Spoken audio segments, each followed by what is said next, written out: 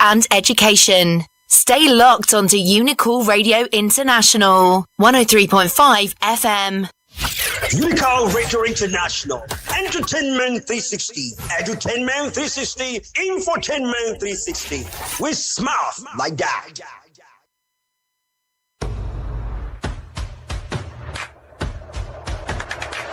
My name is Professor Enomakoli. My name is Gordon O'Hara and Dr. Effanga. This is Ivan Etakban. Dr. Anto Odude. Dr. Eperone Isu. Chris Wamo. Emeritus Professor Edne Osi. Dr. Vivian Mesembe. John Clems and Professor Ibangha. Joseph Edets, aka Lashakara. Keep listening to UNICAL Radio. UNICAL 103.5 FM.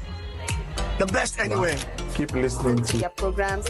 You get the best education, entertainment, information. Please always listen to UNICAL Radio.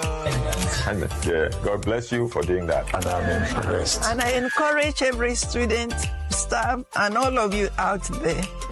Now, henceforth, don't change the dial. And you will not regret it. I love UNICAL Radio. 103.5 FM. Thank you very much. Thank you very much. Thank you. Thank you and bye. Stay tuned to UNICAL Radio International, 103.5 FM. You are the best. Just how many years of existence? Thank you. Keep it up. For the very best in music, information, entertainment and education. Stay locked onto UNICAL Radio International, 103.5 FM.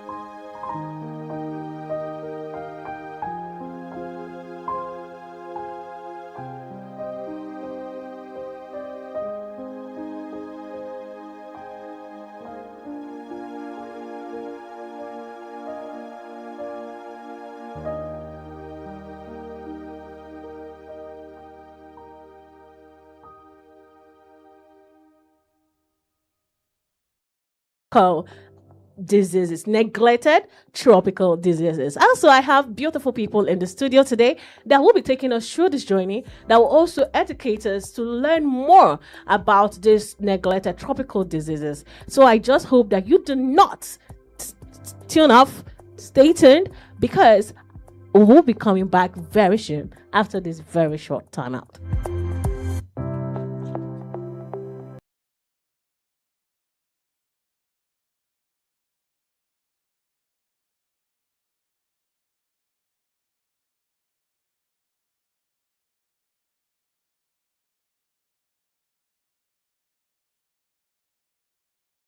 And so today we'll be speaking with experts from the Parasitology and Public Health Society of Nigeria, who will help us understand the causes, symptoms, prevention strategies, and the crucial role of public health in combating these diseases. I have Dr. Emmanuel Offiong Effanga.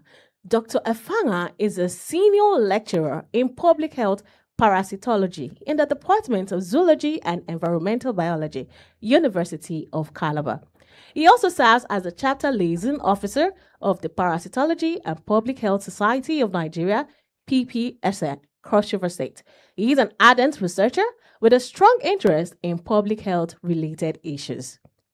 Also in the building, I have Ibangha Gold Richard.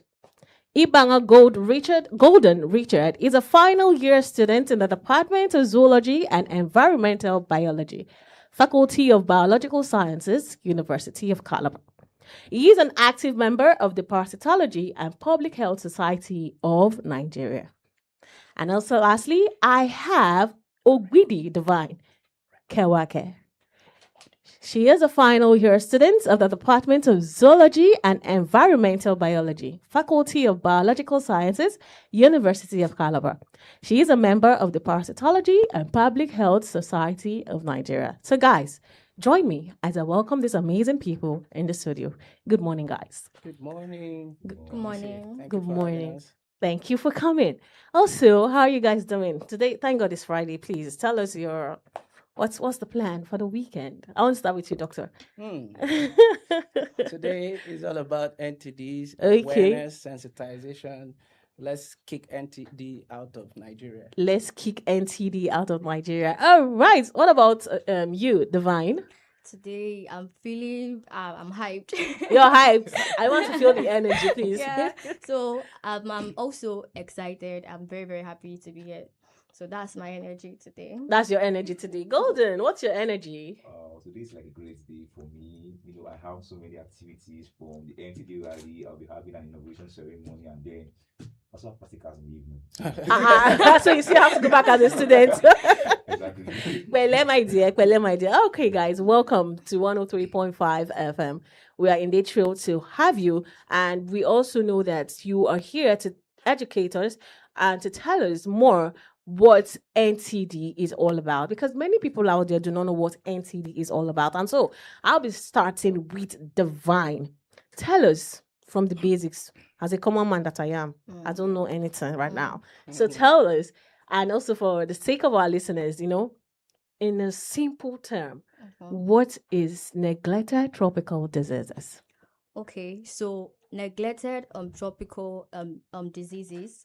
These are various groups of diseases that are caused by parasites. Okay. Fungi, viruses. Okay. Now they affect humans in tropical areas and subtropical areas, and they can cause stigmatization. Yeah. They can cause stigmatization and disabilities. Yeah.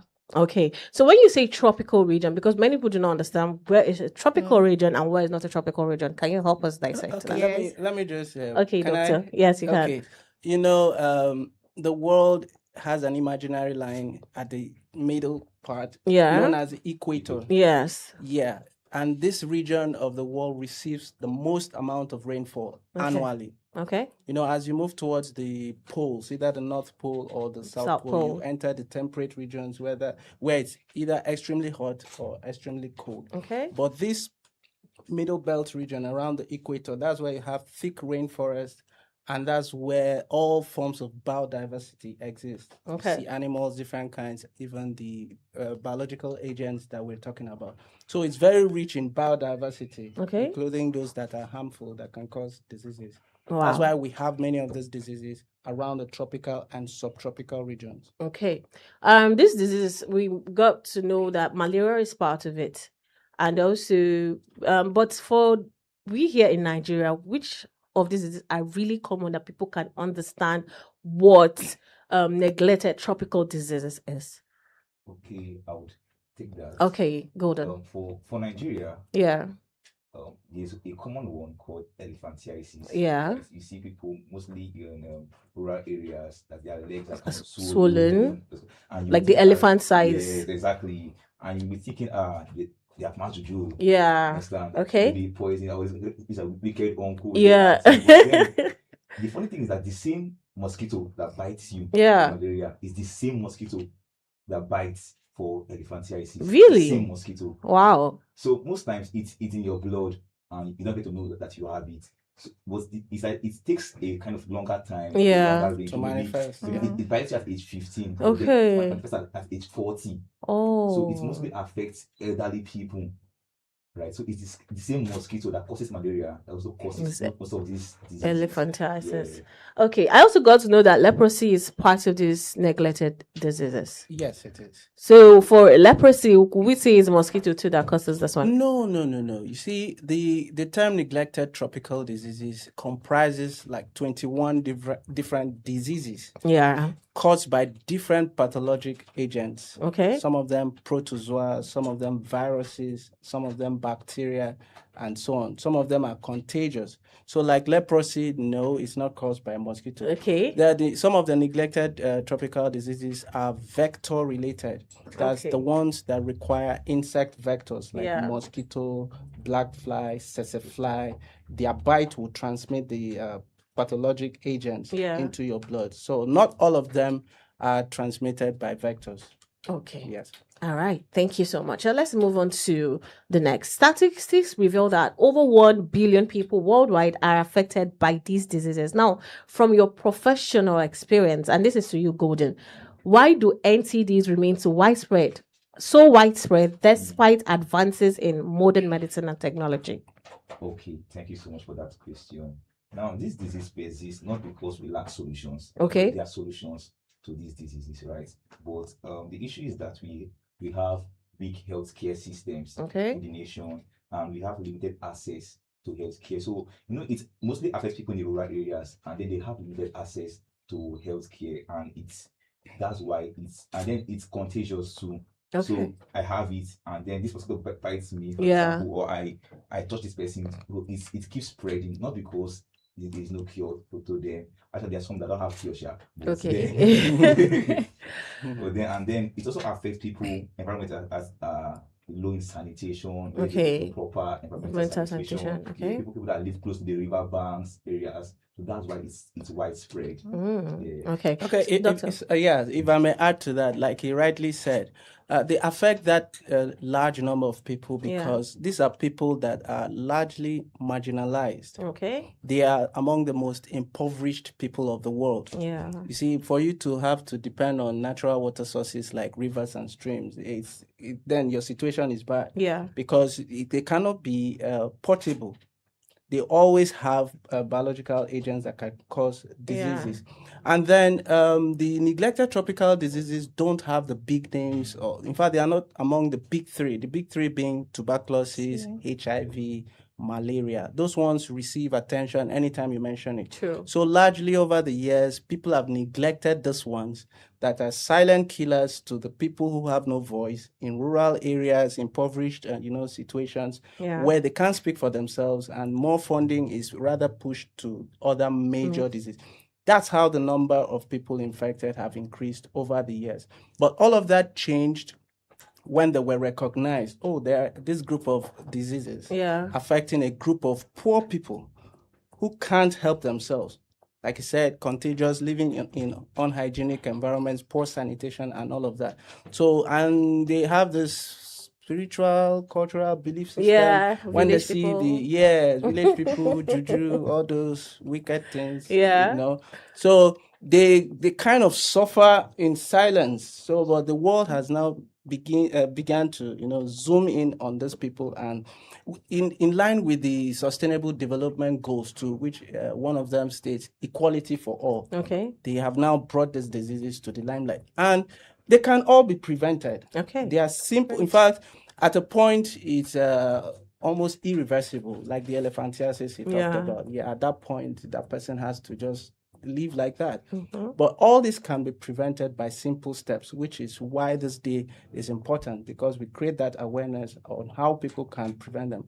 And then there are medicines, free medicines available, so that you don't even end up having any of these diseases. That's good to hear. So if you are listening to us right now, just stay tuned to the end of this program, because you would benefit. Or if you know you that's benefiting directly, you will definitely have someone who is going to benefit from this. Okay, we've spoken about, elephantiasis being one of the neglected, but are there still other sicknesses that are still part, or illnesses that are still part of this neglected disease? Please, yes, I would like us to know. Okay, permit me to read out all 21. Okay, please. Some of them may sound strange. You might you might hear some very strange nomenclature. So we have, let me see, beginning with, we have Bruley ulcer. Bruley ulcer. Bruley ulcer. That one outside, a bit inside the body. It affects the skin. It's like a sore. So many of these things, people see them, but they ascribe all kinds of meanings to it. You see a sore on somebody's skin, either the leg or hand, it refuses to die. It's just an open sore that keeps eating. It's a bacterial infection, so it destroys the epidermis, that's the skin. So Bruley ulcer is one of it. Chagas disease is also one of it. Chagas disease is mostly found in South America. It's not only Africa that is affected. Yeah, because that tropical region cuts across South America, Africa, Asia, and so on. So that region is known to have most of these diseases. Chagas disease is one of them. Dengue fever and chikungunya. I don't know how many people have heard that, but it will interest you to know that both of them are transmitted by mosquitoes. No way. Yes. I'm scared now. Yes way. Mosquito is notorious. Very, very notorious. Many diseases. Whoa. Many diseases. When we used to just blame it on just malaria. We'll say mosquito is just malaria. Mosquito upgraded. Okay. He left the malaria group chat and upgraded. I think so. So we have that. We also have echinococcus. Echinococcus is a worm that is found in pork. So if you love eating pork, and then it's not properly treated, if it's not properly prepared, so you stand a chance of that. So we also have foodborne trematode. Trematodes are small flat worms. Foodborne in that while preparing the food, if you're not hygienic enough. So if you are fond of eating, people fear typhoid most times when they eat outside, but it's not only typhoid that you should fear. So foodborne trematode is also part of it. So is it like when you intentionally burn your food, you have that? No, foodborne meaning that eating outside food, just like waterborne diseases. So it is carried by the food you ingest. Okay. Yeah, we are trying to make it as yes, because when you hear people hear foodborne, we're like, it's because I'm scraping food from the pot. So I just want the bottom point. And that's one that's even the sweetest, Yeah, of course. So people won't be scared, So we also have the trypanosomiasis, sleeping sickness. I think we've been hearing of this. The Tsetse thing, yes. It's a protozoan that is transmitted. The Tsetse comes to suck blood, but while sucking blood, transmits the protozoan, which now makes you slumber, sleep, and so on. But is there a cure for this one, though? There are treatments, yes. Early detection and treatment, yes. Because if left untreated, it can worsen and lead to death. Yeah. So we also have leishmaniasis. Like I said, you'll come across many. That one too is a protozoan that is being transmitted. We have leprosy. Leprosy is like a flesh-eating virus. It's mostly, we see it on televisions in the northern part. You see some of these people, their fingers are chopped off their toes because the virus eats up the flesh and the bone. So it just keeps eroding as if someone placed his fingers in acid or something. So that's leprosy. It's one of the neglected tropical diseases. Lymphatic filariasis, aka elephantiasis. Yeah, that's the name. It's a worm, a filarial worm that is being transmitted by mosquito bites, like Golden rightly said. So we also have mycetoma. We have Many. Yeah. So that we don't end up just listing all of them. Okay. All together, there are 21. One. Yes, when they were recognized. So they were grouped together because there's something that can be done about it to create awareness, to prevent it, and then to help people from suffering from the outcomes. Wow. Thank you. So just go do your research. Go find out. According to WHO, actually, these 21 diseases are already listed. So you can learn and, of course, unlearn, because some certain things are happening, not village people that are causing it. Exactly. Okay, let's move on. Now, are there specific groups such as children, rural dwellers, or low-income households that are more vulnerable, and what makes them more at risk? Yes, doctor. Definitely. From what we earlier said, the low-income people living in impoverished situations are more vulnerable. One, if you lack access to potable water, and the environment, the sanitation is poor, you're inviting trouble. True. Yes, and then if hygiene is also not standard, that's trouble enough. So people in that kind of setting are usually the most vulnerable. Also children, because they are infants, they are younger, the immune system is not well developed. So they find it hard to fight any infection, especially the ones that have to do with nematodes, worms. In children, it's always devastating. Just like malaria is more deadly in children under 5 years old. Wow. Yes. So the children, women, and people in poor environmental conditions are the most vulnerable to these neglected tropical diseases. All right. But that does not mean people in urban areas are exempt. Okay. Because the mosquito that will bite somebody this night, you don't know how far the mosquito traveled. First class or whatever. And then you don't know how many people the mosquito has bitten and how many parasites. Like we said, mosquito has upgraded, to not just spreading not just malaria. Going into the chikungunya and the Zika and the dengue and so on. So everybody is at risk to an extent, but the most vulnerable are people in poor income settings. No more mercy for mosquito. Anything you can do to eradicate mosquito from your area, please do it. Eliminate it so that you will not end up having whatever disease that we do not even know, because mosquito has actually upgraded. It has left us. Okay, now let us go through to myths, misinformations, and of course awareness. What are those common myths or misconceptions about tropical diseases that you often encounter, and how can communities be better informed to overlook these beliefs? Yes, I'm starting with Divine. Okay, so one of the misconception is witchcraft. Okay. Let's say people. Exactly, because for me, when I was growing up, if I get to see a woman with a swollen leg, I'll be like, what happened? Why are you with a swollen leg? You should have done something that maybe they caused you or something happened. So that alone can cause stigma, number one. Okay. So I feel like most persons feel like these stuffs are caused by witchcraft. Okay. It's not witchcraft. It is not witchcraft. It's still the same mosquito, like my colleague said. Yes. Simple mosquito. So what they think is witchcraft. Witchcraft. Okay. Golden, do you have any other misconception? Another misconception people have is that these diseases are untreatable. Okay. Like a death sentence. Okay. But oftentimes they are not actually. If you can spot them early enough, we can treat them. Right. So they have treatment. You can take drugs. You can also take vaccines for them. Okay. And then some cases you can do surgery. Right. When we were in class earlier on, we were asking our lecturer about the elephantiasis, right? What if you go to amputate your legs? Right? And actually, yes, you can do that. Amputate? Yes. Wow. But then you will choose which you will prefer to live with the elephantiasis. So without amputation, there's no other way. As the chronic stage. At the chronic stage.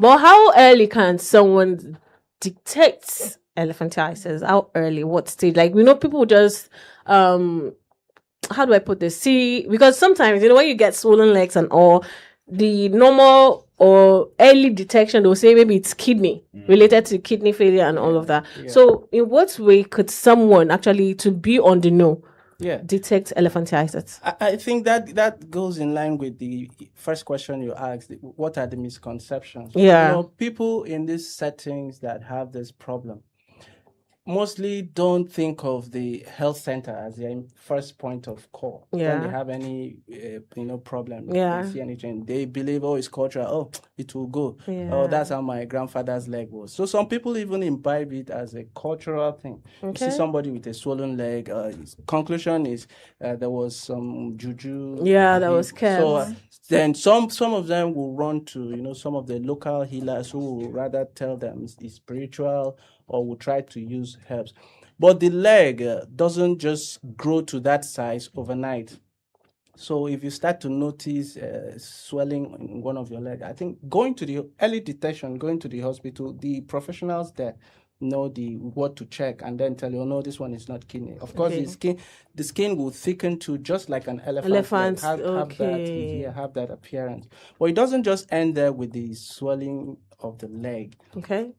Sores, wounds, secondary infections, bacteria, the itching and the constant oozing of fluid it's a disgusting sight. It's not something somebody will want to live in. And then another misconception, like the stigmatization, people avoid that person. Yeah, he must be a wicked person. He must have done one or two, because the thing manifests later in their life. So you say, oh no, there must be something this person did when he was avoiding, and some people will now feel at that point it's contagious. Even going close to that person, you will now get it. So those are some of the misconceptions. Yes. Okay. Yeah. Okay.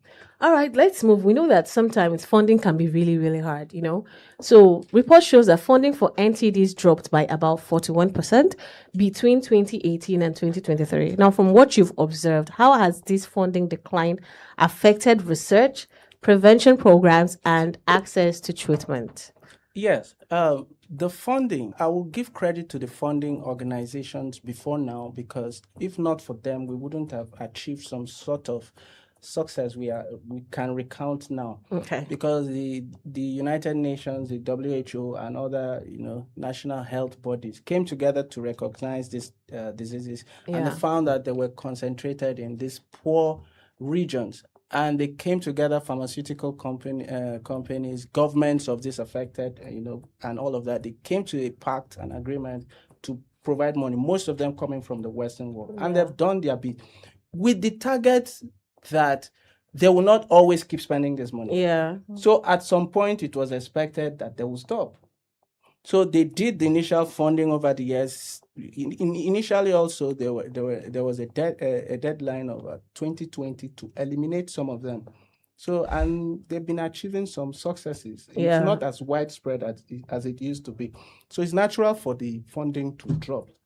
But beyond the funding, I think what this shortfall, this gap you're mentioning, tells us is that the whole communities, host countries or communities or states need to own up the next step of elimination, embrace it and take it upon themselves, because you cannot always wait for outsiders to come and solve your problem. All right. Yeah. Thank you. All right. You're still listening to 103.5 FM, UNICAL Radio International. And today we are celebrating, or we are creating the awareness for Neglected Tropical Disease Day. And so I have amazing guests in the studio who have actually been throwing some highlights and also giving us new insights on certain things and diseases that you and I never knew existed. We'll be going on a very short break, and do not touch that dial, because we'll be back very soon.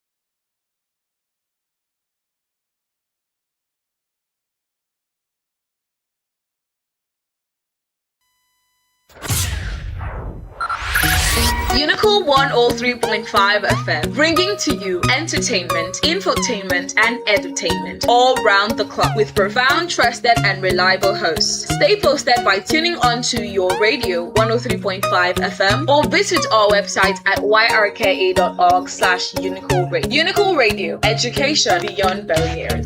The best radio station in the world.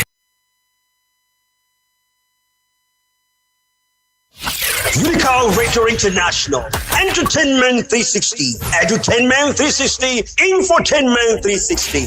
We're smart like that.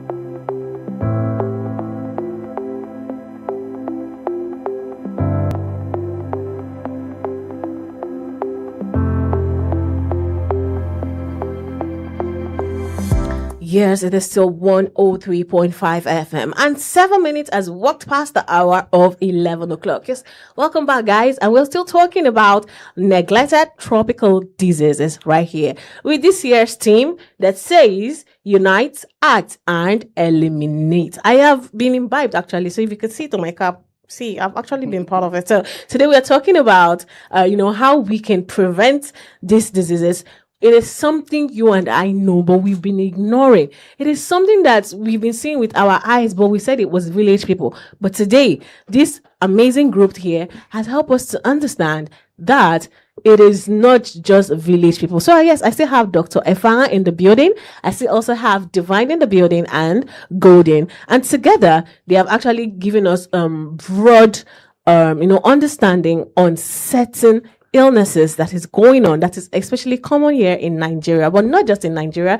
We also have it in Latin America, in Asia, just tropical areas. So guys, welcome back. And now we'll be heading forward to, how we've been talking about the problem all this while. We've been talking about the problem, this, that, but how do we find a solution? Yes. So now I know it has been on your mind. I'm here for you guys. So let's look at, how we can prevent this sickness. Now let's talk about prevention. We know that many NTDs are preventable and that our environment plays a major role, including factors like climate, poor drainage, waste disposal, and housing conditions. What practical steps can individuals and communities take to protect themselves and reduce the spread of NTDs? So please, let me start with Golden. What are those steps we can take? Okay, thank you so much for that amazing questions. Now, for communities, for individuals, one key way to prevent NTDs is to wash your hands with soap. Okay. Right? And don't just wash your hands when you want to eat. Wash your hands as many times as possible. Remember during COVID-19, how you were washing your hands? Yeah. So still have that what I call the behavior that Okay. washing your hands, like make it a habit. Okay. You wash your hands every day. You wash your hands when you go out to the market and you're back, you wash your hands. Before you eat, you wash your hands. Before you do anything healthy, just wash your hands. Right, and then drink safe water. Right, Okay. drink safe water. I'd rather you boil your water before you drink it. Right, just boil your water for your sake. Okay. For children's sake, right? Drink safe water, and then for children, I would say stop playing with sand. Like I live in a Will that be really possible for children? Parents can regulate their children's play, right? I live where children like sand too much. Yeah. I live close to the beach. Okay. At least the beach sand is clean now. The sand is clean, but then So you think? This parasite can Hey, you're going to make me scared. Really? They can hide there. So basically, you should reduce the play with sand and then wear shoes. So that when you keep emphasizing on that sand, please. I mean, no, because I know I used to eat sand, though. Please, growing up as a child, I eat a lot of sand. So please, actually, let me take you up on that. Okay, that's correct. Yeah, and so in some traditions, it's even, in fact, in some cultures, it's even a tradition. Yeah, for people to eat sand for some reason, add it to whatever they are using to cook. Really? No, I don't know about that particular way. There's a condition in parasitology, public health called geophagy. Geo has to do with soil. Phagy, so soil eating. Okay. Yes. Okay. The tendency, the smell of the sand. I don't know what it does to some brains. Okay, especially when you just have the new rain. That's just there's this scent. But I don't know, not as an adult, but when I was a child, we understand. Yeah, when you said the beach sand is clean and all that, these parasites, these agents are so small that you cannot see them. Wow. Yes, that's why they are microscopic. So clean sand is not clean. There might be eggs of helminths and cysts of protozoans that are so tiny, and they are built to withstand harsh weather conditions. They can be there for years. Wow. Because I know the beach sand is most of the beach water, they're salty. Yes. So how come this, would I call it enzymes or protozoa? How come they survive even with the salt? Survival, evolution, adaptation, survival of the fittest. So people who go, but sometimes, still the same biology says, sometimes it's good to just go to the beach, walk bare feet, so the sun can massage your feet. Is that one safe too, or it is no longer safe? I don't know which part of biology says that, But then, if you feel the need to go into nature, walk barefoot, meditate, be one with nature, then you need to deworm yourself, take medicines. Okay. Yeah, apart from the prevention, there are things you do with yourself which centers around water, sanitation, hygiene. Okay. Like he mentioned, portable water. Portable water. I didn't say pure water. Portable. Okay, now, portable in a layman's word, or understanding, portable water, what does it mean? Water that is, according to WHO definition of quality, that has a lower threshold of biological agents and chemical properties that should make you see. Water that is safe for drinking. Hey, now you have come to our language. So water that is safe for drinking, usually like the water board company we have. Okay. They have the ability, the facilities to purify, in fact, pass water through a lot of processes so that it comes out clean. Water is everywhere in the world, but portable water is scarce. And True. Having access to a large extent, borehole water is even safer. Okay. But, people in the villages, they lack such, and so they depend on streams. Yeah. Streams flow. You don't know what somebody's doing upstream that is coming down to you, and so that is that. So, but also for the prevention, there are medicines that are given free. Okay. Yeah, it's called Prevent. In fact, that was the major drive initially when the funding bodies, started this journey of eliminating the disease. They pumped so much medicine because the medicines have been tested to work. Yeah. And they didn't select people to say, oh, you have the disease, you take, you don't take. Okay. When they come to a community and they do random tests, they see that, 2% of this population are having the problem. Everybody, please. They call it at-risk population. Okay. That's why you saw all that billions of money being pumped to. Yeah. So to a large extent, that has also brought down the prevalence of this infection. Medicines are available. Yeah. Okay. Early detection can, stop the person from, manifesting the later very morbid, outcomes. All right. So Divine, do you still have more on prevention? Okay, let me add to that. They should try to make use of mosquito net. Okay. Exactly. Growing up, I used to like mosquito net. Me too. Even you too. I don't like mosquito net because of the heat. Exactly. But now, there's no day I don't use my net. Okay. Under rain also, I use my net. So we should try to make use of mosquito nets. Yes. Right. And also keep our environment clean. All this stagnant water, clear your bushes. Just keep your house clean. Keep where you stay clean. Yeah, just to be fair to the mosquitoes, they are not the only vectors. We also have black flies. Flies.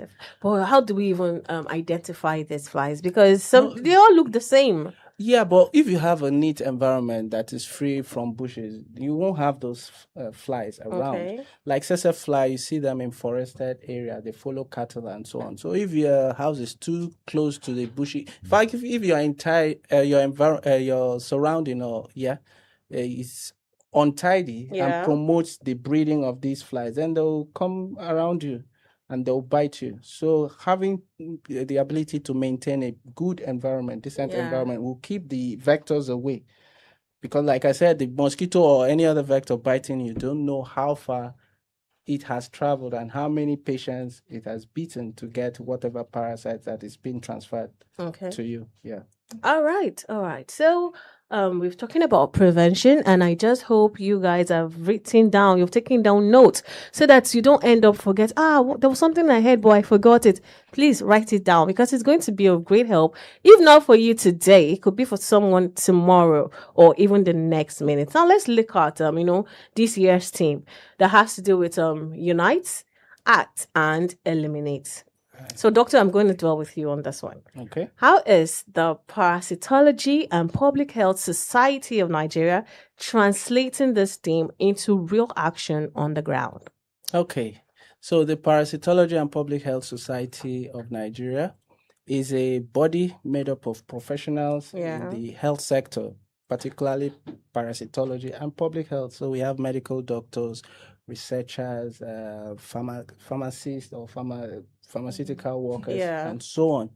So we are saddled with the responsibility of spreading the right information like we do.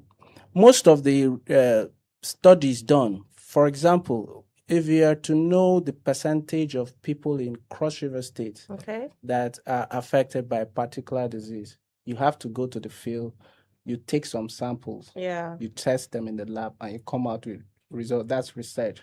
That's what we do. So we provide the data about the prevalence, the status of populations concerning these diseases. When it comes to the administration of the drugs, when the donor agencies provide the drugs, of course, they give it to us. Some of our members, we go to the field in line with the NTD office. Every state has a neglected tropical disease unit under the Ministry of Health. So we work hand in hand. Those drugs come to us, of course, from the state's Ministry of Health to the local government public health centers, and so we do that. Then also at the national level, we organize conferences where once a year we meet at one location. We go through all our findings, we share ideas on what needs to be done. To give you one particular example, last year we conducted a nationwide study on the impact of insecurity in the control of neglected tropical diseases. This preventive chemotherapy, drugs for, to give to the at-risk population to help them prevent the onset of this neglected tropical disease. They come And then some parts of Nigeria were affected by conflict. Okay. And so nobody wants to lose his life. Yeah. Going in a bid to share drugs, you now lose your life because of insecurity. OET. So that also affected the sharing of these medicines in that area. Of course, it will affect the prevalence. That means people there received less treatment, and the problem will not just go away. Yeah. So we gathered the information on ways to combat such issues. Yeah. So we do a lot, and even creating awareness on a day like this, coming to radio, getting people involved. As we speak now, there's a rally going on somewhere in Calabar. Not just here, all over the world, because we have, we have a presence in every state. Okay. So everybody's doing something to create awareness, going on TV, going on podcasts like this, and then sensitizing the people that there's a part you need to play. Yes. Given the health education, when you see things like this, don't think of it as being diabolical. Don't think of it as being strange. There are things you need to do to prevent yourself ending up this way. The fact that those people have that problem doesn't mean they did something so bad. They are just unfortunate. Yeah. But you have the chance now to stop it for yourself and to spread the information for as many people as possible to help themselves. Thank you so much. Okay, still on on this in terms of policy, partnership, and also the theme of the year. Yeah. Now, you made mention of governments, but we just want to say, besides the professional body, which is the PPSN, now, what roles should governments play, international organizations, and NGOs play to fight against neglected tropical disease? Oh, they've been doing a lot.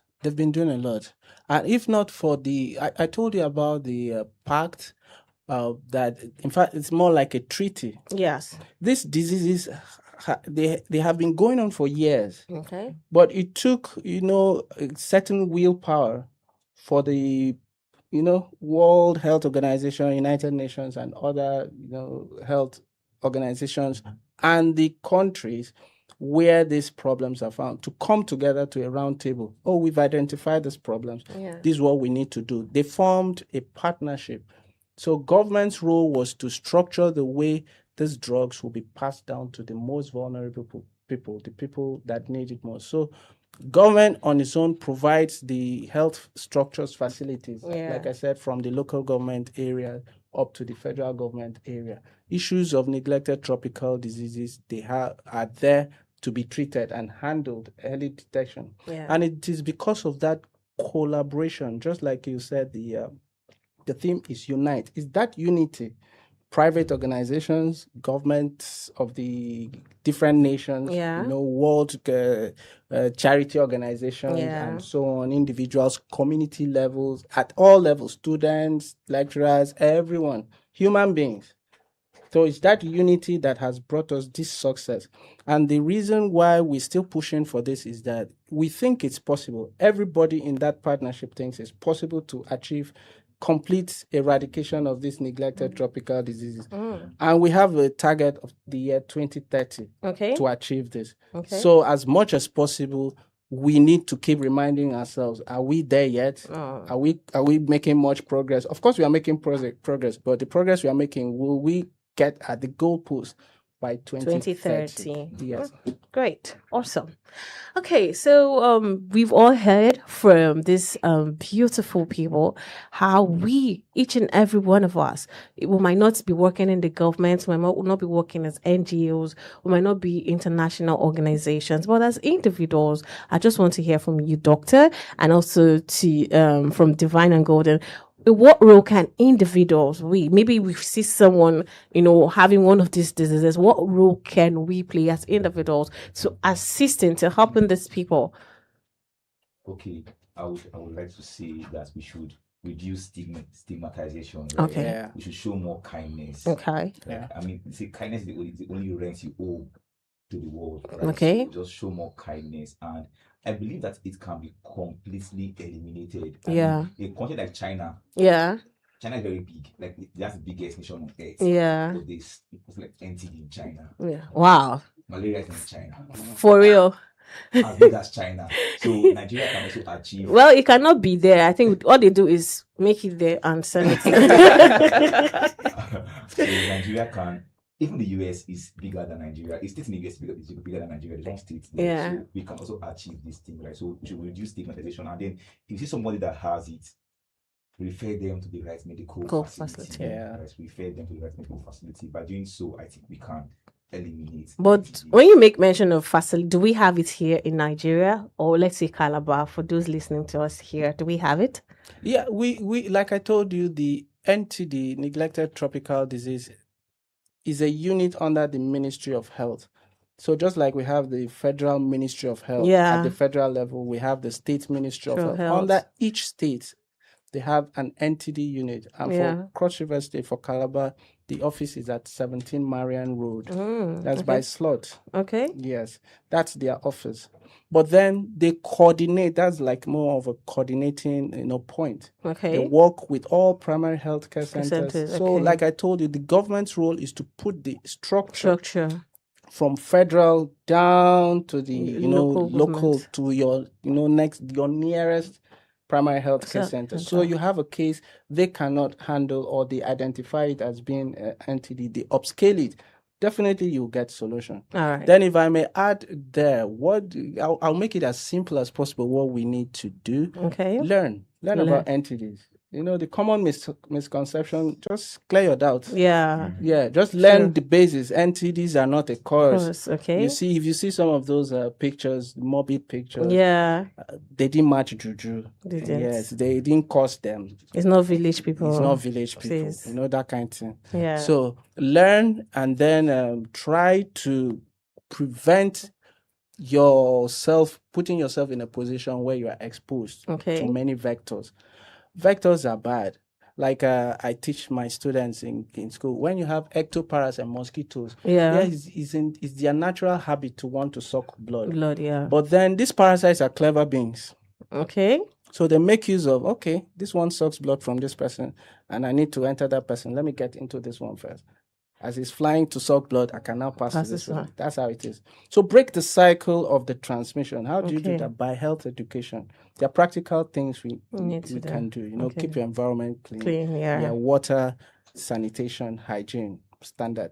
All right. It has actually been awesome. But before we say goodbye, I would like you all to, at least as short as possible, what is that one clear message you would love your listeners to know concerning neglected tropical diseases and why it remains a major public health challenge? But so what is that single message you want people to know, you want your listeners to remember and to act on after today's program? Let me start with you. Okay, Kewanghe. So that's one message for me, is to tell them that anybody can be a victim of this. Okay. Anybody can be a victim. So even while we are among those persons that are infected, we should try to show love. Nobody deserves to be in stigmatization because of where they live or how poor they are. Okay. So we should show love to ourselves. We should encourage ourselves, because anybody can be a victim. All right. Thank you so much, Divine. Golden. All right. For me, I would be speaking to the government agencies. Stop waiting for external funding. Okay. We can. I mean, we can help ourselves. Right? So stop. Let's Donald Trump send money, or they will send money first, right? So we can now only two way. Local government chairman, can do councillors in the wards can do something to see how you can eliminate NTD from your ward, from your village. You can say, in my village there's no NTD.